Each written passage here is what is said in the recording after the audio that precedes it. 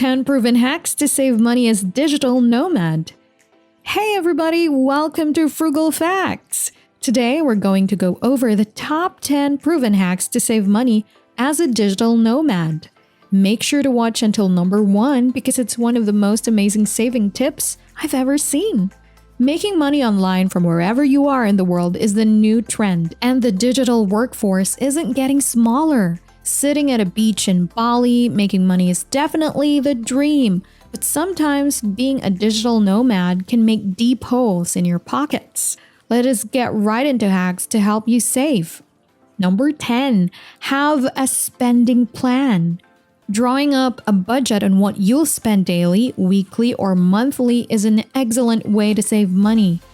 Budgeting based on where you're living gives you a rough idea of how much you'll have to spend on certain items. Even with a difference in prices, the impact on your overall budget would not be too much. Also, going out in a new place can be very tempting. The exciting nightlife and unique cuisines in a new destination might be very appealing. Before you realize what's happening, all your money is spent on dining and whining. Budgeting restrains you from going out impulsively and spending more than you can afford. Having a spending plan also allows you to track specific areas where you could do a little slashing. For instance, if Patricia notices that she spent a lot on drinks the past few weeks bar hopping, she might have to consider cutting down on the margaritas a little. Identifying these areas would help her save more money and prevent her from going broke. Keeping an account for every penny you spend might sound a little too much, but this account also helps you plan for your future trips. Number 9, hunt for the cheapest accommodation.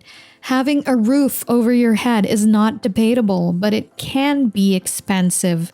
The best way to get good deals would be to book a hotel room for a few days, and during that period, hunt for accommodation that will suit you at a fair price. This is helpful because sometimes locals don't advertise on the internet. They simply hang up signs and rely on referrals. Home sitting is also a cheap option for accommodation. By doing a few chores around the house and keeping it in tip-top shape, you can stay rent-free in someone's house while they are on a vacation or work trip. However, before you select a place to stay, remember that while you're trying to save money on accommodation, you need a comfortable and convenient place to work. Before you book a place to stay, make sure the internet is working properly and the place is a good working area with a table and a chair. You wouldn't want to be working on your bed. Number 8, watch what you eat. Eating healthy food is very important. The idea of eating out all around town is less stressful and much more fun, but it's not the best way to live a frugal lifestyle, and that should be at the back of your mind as a digital nomad. Saving money on food can go a long way in helping you cut back on expenses. For example, suppose Patricia goes out for dinner once every week and spends $20 on an average each time she visits a new restaurant. That will amount to $80 every month. That amount is undeniably a lot of saving potential. However, if she decided to eat out once every 2 weeks, that would eventually save her $480 at the end of the year. I am pretty confident you can cook a sumptuous meal for far less than that. In line with watching how you spend on food, buying fresh products from the local markets instead of the supermarket is a cheaper and more effective option. By doing so, you support the local farmers and get the best quality. Packing lunch for work is also cost-effective. While these options might not be the most convenient, they definitely get the job done. Number 7, skip those bank charges. Bank charges and withdrawal fees can be a thorn in your flesh. Without knowing the best platforms to make international transactions, you can spend hundreds of dollars in just fees, and that's definitely not how to save money fast. Carrying out detailed research to learn about the various possible ways to send, receive, and withdraw money in your destination country is an excellent way to escape unnecessary fees. There are banks and financial platforms that charge far less than your regular bank. There is no point in paying extra fees to your bank when cheaper options achieve the same goal. I'm sure your bank won't be too jealous. One frugal tip for saving money would be to make use of an ATM free for you to use. The charges attached to withdrawing from any ATM might be a couple of dollars. However, these few dollars eventually sum up to a significant amount over time. Number 6. Try to network before trips. Meeting the unexpected makes the thrill and fun of traveling exceptionally sensational. However, there's a degree of knowledge about a place that doesn't take the thrill away and still saves you a couple of bucks. How can you get this knowledge? Social media. Communities and groups in social media are a great way to communicate with expats and even other nomads who have been to or are already living in your destination country. This group of people has valuable information that can keep you from overspending. They know how much locals pay, and they can often direct you to people who can help you get awesome rental deals. Another benefit of networking is meeting people who might have similar plans to you. Meeting other nomads traveling to the same place with you can help you save money by sharing apartment rentals. Even if that's not possible, there will be a familiar face around for you to hang around with. Number 5. Gotten travel insurance. Getting stranded in a foreign country with no help leaves you with bad memories about that place. No one wants to experience that, but how do you prevent it if you can't expect it? Well, getting travel insurance is a great way to stay prepared for these unforeseen circumstances. It might seem like an odd way to save money, but it is one of those money-saving tips that save you a lot more in the future. So how does this work? When Patricia wants to travel to India for a while, she purchases a plan that protects her from certain financial risks that may occur while traveling. Not only does she enjoy financial protection, but she also has access to other forms of assistance depending on the plan she opts for. So, if Patricia pays for a Prime plan, including trip cancellation benefits to protect her trip to India, a day before departure, the weather becomes terrible, and there's an emergency lockdown. If that event wasn't predicted by weather forecasters and there's no refund for her flight, with travel insurance, Patricia would be reimbursed for her trip costs after she files a claim. With the many uncertainties surrounding the life of a digital nomad, getting travel insurance is a safe bet. Number 4. Have free fun. All work and no play make Jack a dull boy. Haven't you heard that before? Being a digital nomad gives you the unique opportunity to experience the best of both worlds. As important as it is to work and make money, you also need to have fun. Having fun doesn't always have to be expensive and grand. It can be cheap and thrilling. Have fun. Just try to make sure it doesn't make a dent in your wallet. An example of how to have fun without spending a lot of money is going on free walking tours.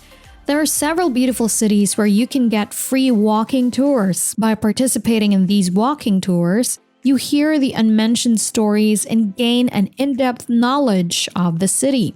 This is so because these tour guides are organized by locals with a strong interest in their city. If walking is a bit too stressful, there are cheap options like bikes and scooters. These options give you more flexibility than public transport, and they are a lot less expensive. In addition to all that comes the health benefit of keeping fit. If you're more of a bars and nightlife type of person, try to go to the local bars. It's where the magic happens and the drinks much cheaper. The only problem is that they are often not easy to find, but they are great places to have fun without spending so much.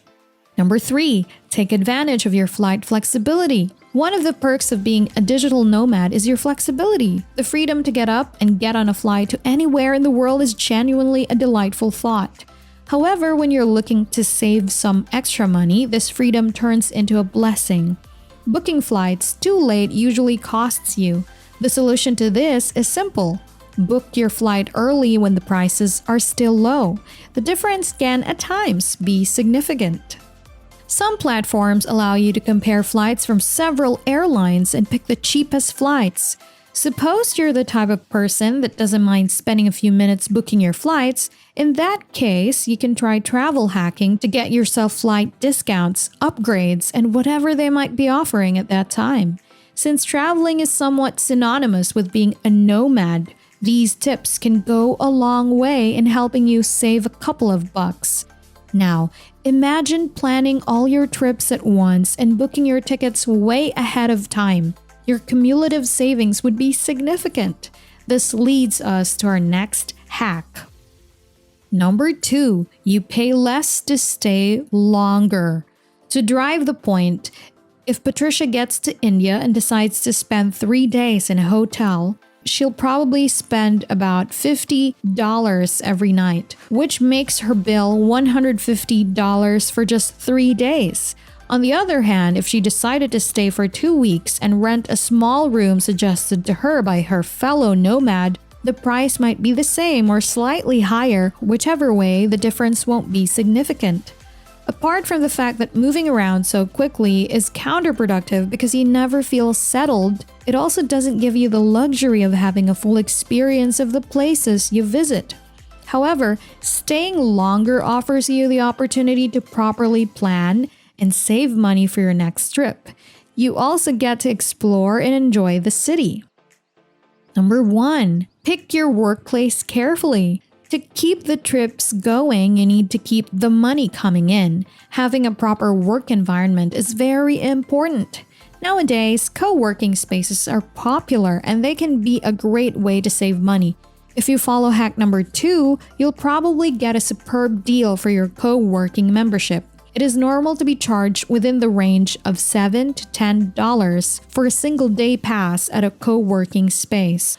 On the other hand, if you'll rather sit in a coffee shop and spend about $15 on food, the co-working space is a cheaper and more practical option.